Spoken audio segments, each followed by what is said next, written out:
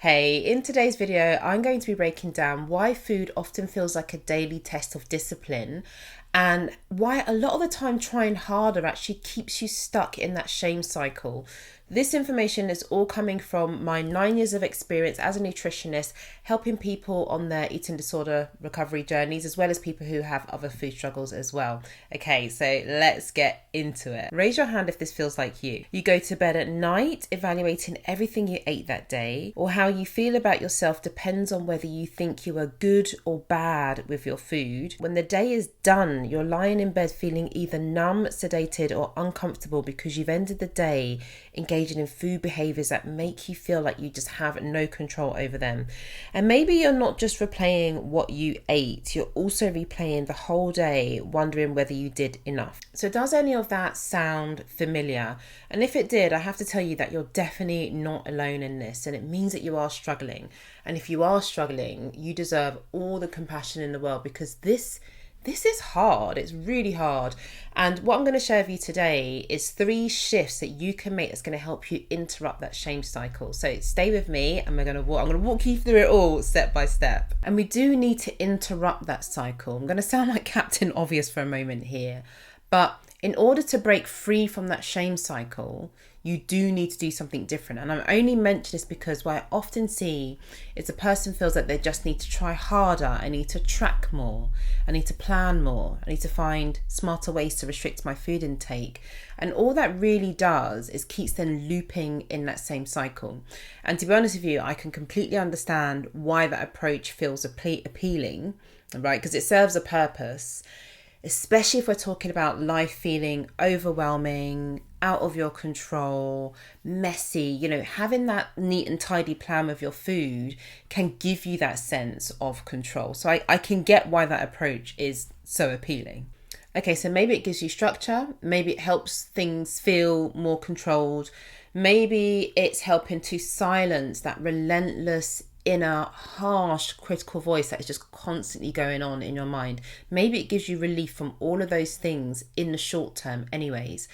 Because if we take a step back from reality and separate myth from reality here, on the outside, you look fine. You're holding everything together. People see you as capable, so they rely on you. And more often than not, you're the one who's taking on extra responsibilities. Yet on the inside, the shame cycle is exhausting. It takes up more space than you care to admit. And even on the good days, so those days when you feel like you're in control, food is still on your mind. You're still managing it, you're still planning it, you're still constantly thinking about it. And all of that emotional and brain energy, it really costs you your peace. And then beyond that, it lowers your emotional capacity and leaves you feeling so isolated. So how do we start to break this cycle? All right, here's a place where you can begin. First, you are going to notice what happens before the behavior. So this is before the binging, the purging, the restriction, whatever the behavior is. I want you to start noticing what happens before that behavior. So instead of jumping straight into self-criticism, you can see if you can acknowledge what's actually happening. You may be carrying so much right now. And a lot of it could be stuff that you haven't acknowledged, let alone processed. And so asking yourself, what is showing up for you right now? Is it tension, a sense of urgency? Is there tightness or numbness showing up for you at that moment? So whether you are able to connect to anything or not, it doesn't matter. Sometimes we just can't, and that's okay. All we're trying to do here is stay with whatever's present for you for a little while longer. And grounding can really help with this. So some of my favorite grounding techniques, first one would be to feel your feet on the floor, or feeling how your feet are making contact with their surface, with the surface beneath them, or getting yourself in something cozy. So it just makes you feel like you're being held and like you're getting a little bit of a hug. So that could be wrapping yourself in a blanket. That could be putting on your favorite hoodie. I love a hoodie. I'm surprised I'm not wearing one today.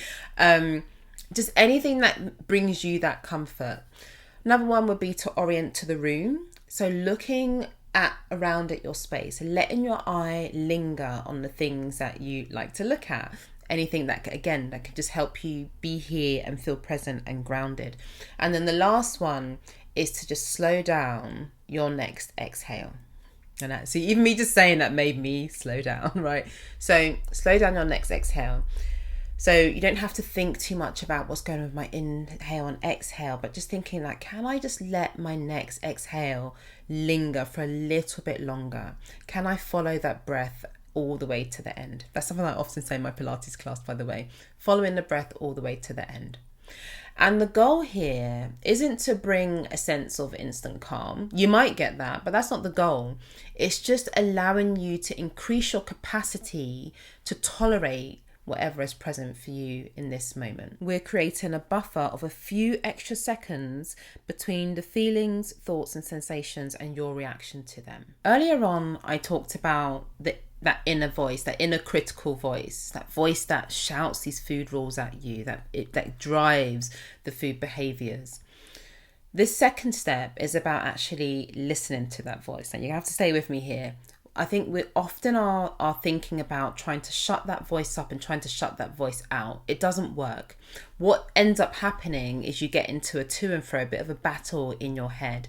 And what I'm inviting you to try here is to get curious about that voice, listening to what it has to say, not doing what it tells you to do. That's different. I'm saying listening to what it has to say. Asking, if I don't follow this voice, what is it afraid will happen? So what does that voice think will happen to you if you don't listen to it?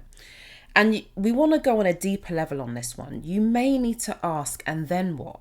3 or 4 times to get to the core of it. It's going to tell you one thing at the beginning, and you're going to have to keep asking, okay, and then what? And then what? And then what?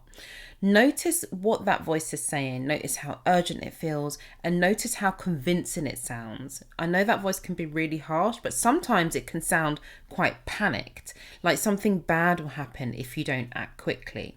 As harsh and as relentless and critical that inner critical voice can sound, it's not trying to ruin your life. Even if that is the outcome of its methods, there's usually something behind that.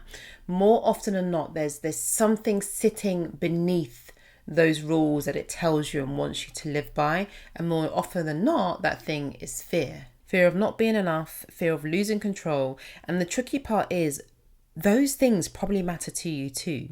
We all want to feel secure, capable, successful, safe. And what I'm inviting you to do here is, rather than fighting that voice or blindly following it, I want you to ask, what is this voice trying to create for me on a deeper level? And is there another way for me to move towards that doesn't cost me my peace? And this is what we mean when we say that the issue is rarely the food itself. Okay, the third thing is to reduce the load. Instead of trying to fix everything, I want you to ask, what would increase my capacity even slightly right now? Something that would bring ease into your body right now. So that could be less tightening in your chest. It might feel like a small drop in your shoulders, or just a slight sense of softening. And it's important to name this. You don't have to do this on your own. It's so easy to go into isolated, hyper-independent mode. But if there is someone safe, reach out. And if you haven't got someone who feels safe enough to reach out to, consider whether you need to find a space where you don't have to pretend to be okay. You can also just go out and just be, depending on what time of day it is, of course, be around other bodies. Pets actually really good for this as well. So if you've got a cat or a dog or another pet at home, that's also another body. Just being around someone or something else can really help. So that's all 3 steps. So I have actually created a 2-page resource which has all of these steps on there, all the journal prompts, all the different resources that I mentioned. You can download that for free in the description below. This isn't a checklist though, and also this isn't something that you have to go through like step 1, step 2, step 3. Sometimes what might be happening is you're doing step 1 and maybe one of those food behaviors interrupts. That doesn't mean that you can't go on to step 2. So it's not this linear process. It's not a checklist. And in fact, that's how change usually happens. It's going to look more like you're going to be able to delay the behavior for a little bit longer, or you're going to be able to sit with things for a little bit longer. You can still be curious about that voice. And you dip your toe in, you do as much as you feel comfortable doing, really. So like I said, it's not a checklist. It's not necessarily done in quick succession. And we're not trying to eliminate the cycle in one go. Like, it's going to take some time and some patience to really get through this. If this resonated, do download that free guide below. I created it for you and made it for you. It's free. It's down below. If you want to know more about the emotional triggers that starts this cycle going, you're going to want to see the next video. So see you there.